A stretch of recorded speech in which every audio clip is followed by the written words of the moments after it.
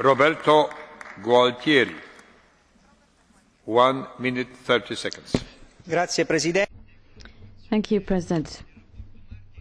Well, in passing the Martin report, I think that the European Parliament is taking a central step vis-à-vis the imminent coming into force of the Treaty of Lisbon. And it does this on the basis of very clear text, which I think correctly reflects and takes on board our rules and brings into them the important changes brought in with the new treaty in terms of the increased role of the European Parliament on the budget and the overall balance of the Union.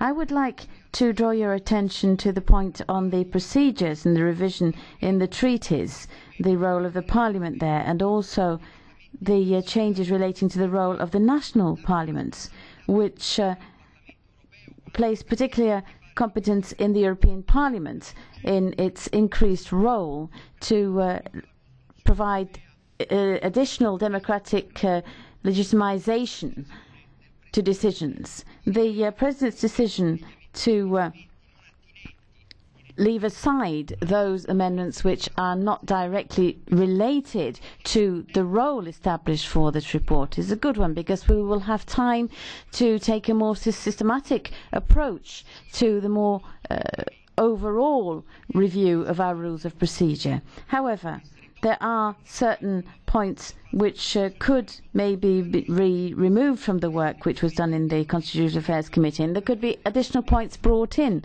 And I'm talking here about the importance of the amendments which stress the role of observers. We should approach that bearing in mind that these observers should be people who have been elected, who have been candidates amongst those who weren't elected to the European Parliament. Thank you.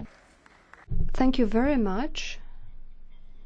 Mr. Paolo Rangel.